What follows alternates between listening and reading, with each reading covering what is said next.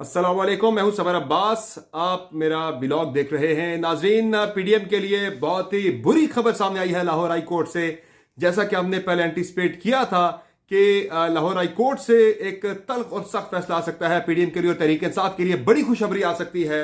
और वो आ गई है कि लाहौर हाई कोर्ट ने इलेक्शन कमीशन को पाबंद कर दिया है कि 90 रोज के अंदर अंदर पंजाब में इंतखाबात का शेड्यूल जारी किया जाए और इंतखाबात करवाए जाए 90 रोज के अंदर अंदर आइन के तहत, जिससे पीडीएम को बहुत बड़ा धचका लगा है और पाकिस्तान तहरीक इंसाफ के लिए बहुत बड़ी ये खुशखबरी है कि तहरीक इंसाफ को बिलाखिर लाहौर हाई कोर्ट से इलेक्शन मिल गया। चूंकि बड़ी कमजोर जो दलील पेश की गई थी इलेक्शन कमीशन की तरफ से कि इस वक्त मुआशी सूरत हाल ठीक नहीं है, सिक्योरिटी की सूरत हाल ठीक नहीं है, जिसकी वजह से इंतखाबात को मुलतवी किया जाए। और आज लाहौर हाई कोर्ट ने इन आर्गूमेंट्स को बिल्कुल ही खातिर में ना लाते हुए, चूंकि इतने कमजोर ये दलाइल थे और कोई स्ट्रॉन्ग उसमें वजह पेश नहीं कर सका इलेक्शन कमीशन भी और गवर्नर भी कि इलेक्शन को क्यों मुलतवी किया जाए, तो आज लाहौर हाई कोर्ट ने इलेक्शन कमीशन ऑफ पाकिस्तान को पाबंद कर दिया है कि वो 90 रोज के अंदर हर सूरत में पंजाब के अंदर इंतखाबात करवाए। और जिस तरह मैंने कहा भी था कि आखिरी जो 61 दिन होते हैं 90 रोज के, वो बड़े इंपॉर्टेंट होते हैं। उनमें 7 दिन के अंदर तो इलेक्शन कमीशन इलेक्शन शेड्यूल जारी करना होता है और फिर 54 दिन के अंदर कागजात नामजदगी का जमा होना, उनके ऊपर स्क्रूटनी, जांच पड़ताल और उसके बाद उनके ऊपर अपीलें होती हैं। इसलिए 54 रोज, फिर उसके बाद कैंपेन भी कैंडिडेट्स ने चलानी होती है, तो वो 61 डेज बड़े जरूरी होते हैं इलेक्शन की शेड्यूल अनाउंस होने के बाद। वो लाजमी चाहिए होते हैं इलेक्शन कमीशन को प्रोसेस के लिए। तो अब इतवार से वो आखिरी 90 रोज को अगर हम काउंट करें तो 14 जनवरी को चुके पंजाब असेंबली तहलील हुई थी, तो इतवार को वो डेडलाइन जो है वो खत्म होती है, यानी शुरू होती है मंडे से उन 61 दिन की। आखिरी जो 61 दिन बड़े जरूरी है इलेक्शन कमीशन के लिए।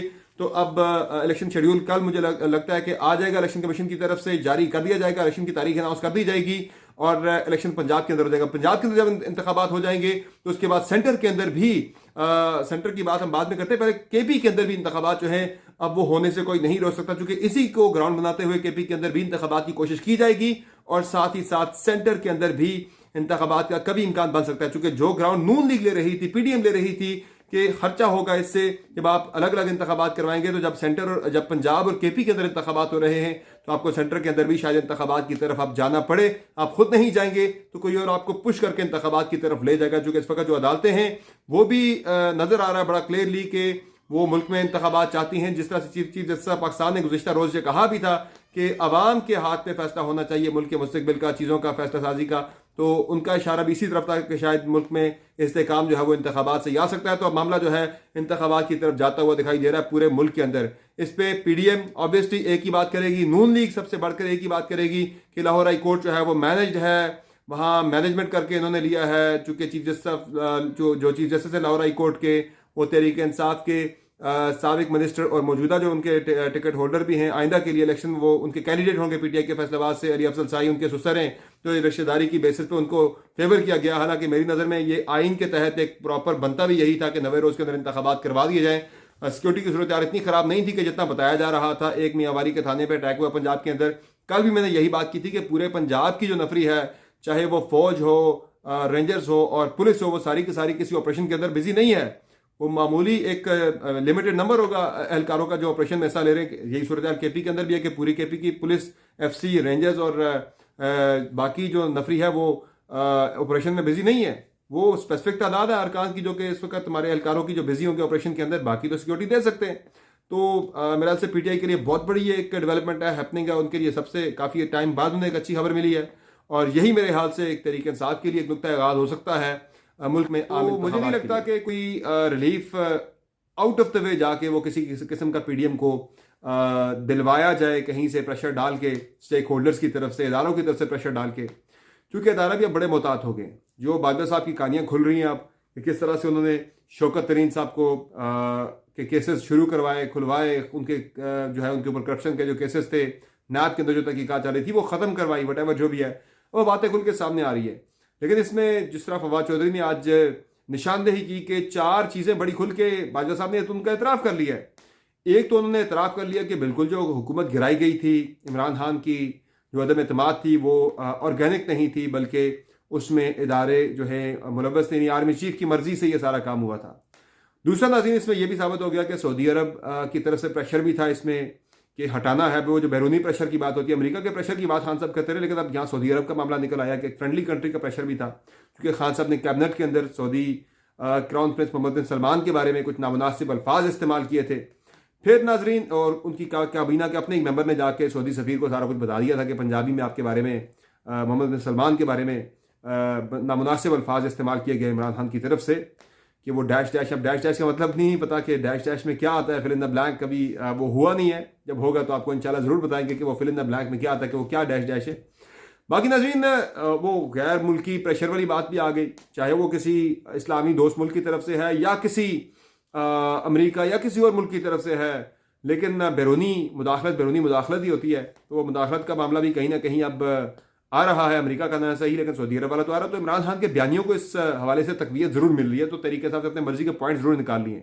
तीसरा वो कह रहे हैं जी कि दहशतगर्दी, मईशत पे बात करते हैं बादशाह साहब के जी, मईशत के हवाले से इनकी कारकर्दगी ठीक नहीं थी, तो हमने ये इनसे ठीक नहीं हो पा रहा था। भाई आप, वो कहते हैं भाई आप इंटरफेरेंस को करने वाले कौन होते हैं कि मईशत जैसी भी है। तो इन चीज़ों पे मेरे ख्याल से इदारे की सुबकी हुई है, बादशाह साहब की मजीद सुबकी हुई है सारे मामले के अंदर, और वो चीज़ें जो इमरान खान बड़े अरसे से कहते आ रहे थे वो कहीं पे भी साबित नहीं हो पा रही थी। उनको वो चीज़ डिफेंड करना या उसको साबित करना थोड़ा मुश्किल हो रहा था। तो वो बादल साहब ने ये इंटरव्यू देकर कमाल करके तहरीक इंसाफ को फ़ायदा ही दिया, नुकसान इसका नहीं हुआ। इमरान खान के बयानियों को मजीद तकवीत मिली है। जो वो इल्ज़ाम लगाते आ रहे थे कि मुदाखलत के तहत उनकी गवर्नमेंट को गिराया गया, वो चीज़ इसमें इंटरफेरेंस भी थी, तो वो 2 पॉइंट खुद ही बादल साहब ने साबित कर दिए इस इंटरव्यू के अंदर। बाकी नाज़रीन अब तहरीक इंसाफ को एक तरफ लाहौर हाई कोर्ट से रिलीफ की तवक्को है, तो दूसरी तरफ उनके जो 43 अरकान के इस्तीफ़े डी नोटिफाई हो गया था, उनका जो डी नोटिफिकेशन उनके जो थे इस्तीफ़ों के हवाले से, इलेक्शन कमीशन का जो नोटिफिकेशन था उनकी रुकनीत ख़त्म होने के हवाले से, वो नोटिफिकेशन से सस्पेंड हुआ है। और साथ ही साथ जो इलेक्शन शेड्यूल जारी करना था इलेक्शन कमीशन ने, उससे रोका गया है कि जब तक इस मैटर को अदालत सुन के डिसाइड नहीं करती तब तक वो आप इलेक्शन शेड्यूल जारी नहीं कर सकते। तो कौमी असम्बली के स्पीकर को का जो फैसला था इनके इस्तीफ़े मंजूर करने का, उस फैसले पे कोई असर नहीं पड़ा इस फैसले का। तो वो स्पीकर को चली गई है फैसले की कॉपी, और उसमें स्पीकर का फैसला इंटैक्ट है जो उन्होंने इस्तीफे मंजूर किए।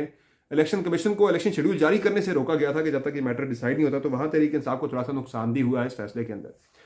बाकी खान साहब के हवाले से जो सुप्रीम कोर्ट के अंदर प्रोसीडिंग चल रही है नैब तरामीम के हवाले से, उसमें भी थोड़ी जजेस की टोन ज़रा हार्श है इमरान खान को लेकर। वो कहते हैं कि जब आप पार्लियामेंट के अंदर बैठे ही नहीं है तो फिर आप कैसे क्लेम कर रहे हैं कि इंतखाबी अमल यकतरफा था, जो इसमें तरमीम थी नैब के कवानीन में वो यकतरफा थी, इनपुट नहीं ली गई। जब आप असम्बली के मेंबर होते हो, आप असम्बली के अंदर नहीं गए, तो आपका इसमें क्या स्टेक हो सकता है। बाकी एक अदालतों से ही जब कर सारा फोकस सारा अदालतों के ऊपर है, सारे का सारा फोकस अदालतों के ऊपर आ गया। सारी जो पॉलिटिक्स है, मुस्तकबिल हमारा जो सियासी है वो अब अदालतों के अंदर से ही ड्राइव होगा। अदालतों का फिर से एक रोल आ गया, जिस तरह पनामा के दौरान मियां नवाज शरीफ के हवाले से अदालतों के अंदर ही सारा कुछ डिसाइड हुआ था।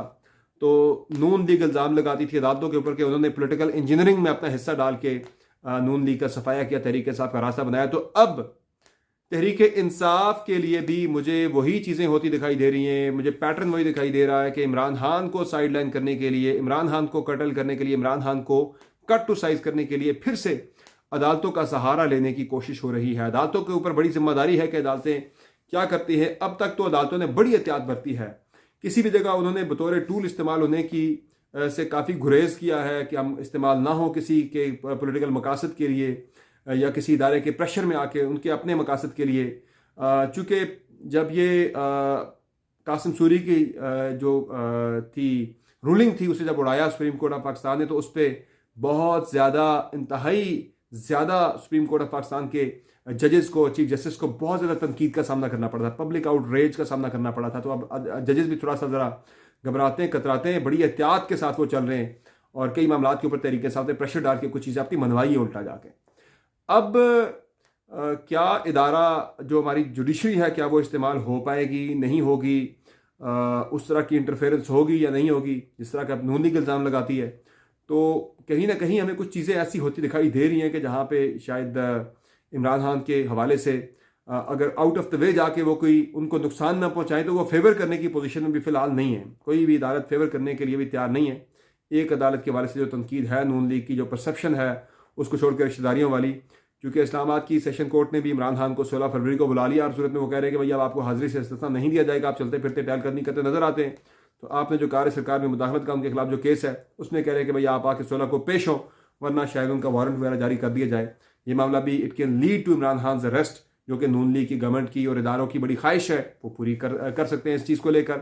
और इसके अलावा नाज़रीन, जो टायरियन वाइट वाला जो मामला है उस पर भी आर्गूमेंट्स मांग लिए गए हैं दोनों फरीकैन से, और वो भी मेरे ख्याल से एक बड़ी टफ एक सिचुएशन बन सकती है चेयरमैन पीटीआई के लिए। इसमें उनकी जो प्ली है कि भाई हमने यानी कि इमरान खान मेंबर ही नहीं है इस वक्त किसी असेंबली के, कौमी असेंबली के मेंबर नहीं है, तो उनकी डिस्क्वालिफिकेशन बनती नहीं है 62(1)(f) के तहत, क्योंकि मेंबर होता है तो उसको डिस्क्वालीफाई आप करते हैं।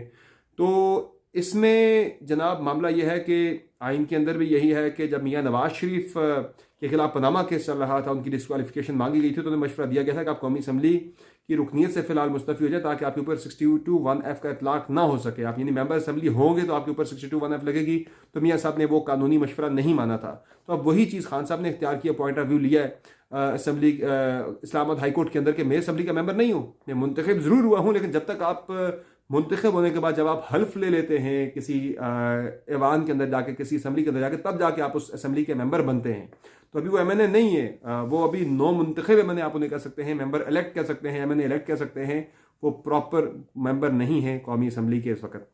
तो इसमें उनकी डिस्क्वालिफिकेशन का मामला जो है, लेकिन ये कब तक तूल देंगे आप इसे, शायद कल परसों किसी टाइम पे जाके जब कौमी असम्बली के इंतखाबात अगर हो जाते हैं, प्राइम मिनिस्टर की दौड़ होती है, तो उसमें खान साहब को इलेक्शन तो लड़ना पड़ेगा।